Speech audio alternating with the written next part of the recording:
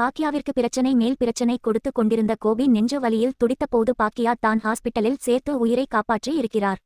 இப்போது பாக்கியாவை கோபி புரிந்து கொண்டிருக்கிறார். அதே நேரத்தில் கோபி இரண்டாவது திருமணம் செய்த ராதிகாவோடு மீண்டும் பாக்கியா வீட்டிற்கு வந்திருக்கிறார். அதாவது கோபியில் வீட்டை பாக்கிவிடம் விற்று விட்டார்.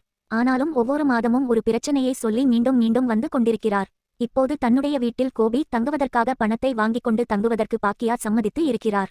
ஆனால் பாக்கியா எவ்வளவு உதவிகள் செய்தாலும் அவருடைய மாமியார் ஈஸ்வரியும் மகளான இனியாவும் பாக்கியாவை புரிந்து கொள்ளாமல் கோபிக்கே சப்போர்ட் செய்து கொண்டிருக்கிறார்கள். இப்போது கூட அந்த சூழ்நிலைதான் இருக்கிறது. இந்த நிலையில் ராதிகா எனக்கு கோபி இனி நிரந்தரமாக வேண்டாம் என்று பிரிந்து விட்டார். இதனால் கோபி மனது உடைந்து மீண்டும் குடிக்கத் தொடங்கி இருக்கிறார். இன்றைய எபிசோடில் குடித்துவிட்டு வீட்டிற்கு வந்திருக்கிறார்.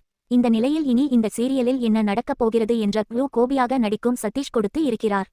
அதாவது ராதிகா என்னை வேண்டாம் என்று பிரிந்து போய்விட்டார், பாக்கியாவும் என்னை வீட்டை விட்டு துரத்திவிட்டார். இனி நான் எங்கே போவது?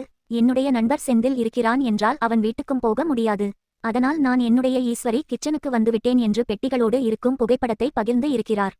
இதனால் பாக்கியா கோபியை வீட்டை விட்டு மீண்டும் துரத்துவார் என்று தெரிகிறது.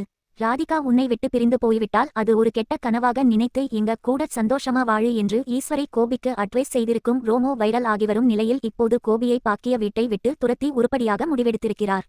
ஆனால் இதை புரிந்து கொள்ளாத ஈஸ்வரியும் இனியாவும் இனி வீட்டில் என்ன பிரச்சனை செய்யப் போகிறார்களோ தெரியவில்லை. இந்த சீரியலில் இனியாவின் டான்ஸ் பெரிய அளவில் விமர்சனத்திற்கு உள்ளாகி வரும் நிலையில் இப்போது ராதிகா பிரிந்து போனதே நினைத்து கோபி பீல் பண்ணி கொண்டிருப்பதுமா இணையத்தில் கிண்டல் செய்யப்படுகிறது. இதற்கிடையே இப்போது கோபி வீட்டை விட்டு வெளியேற்றப்பட்டு இருக்கிறார். இந்த சீரியலில் வந்த கதையே வந்து ரசிகர்களை சோதனை செய்தாலும் இதை மீம்ஸ் கிரியேட்டர்களும் நெட்டிசன்களும் ஜாலியாக கலாய்த்து வருகிறார்கள்.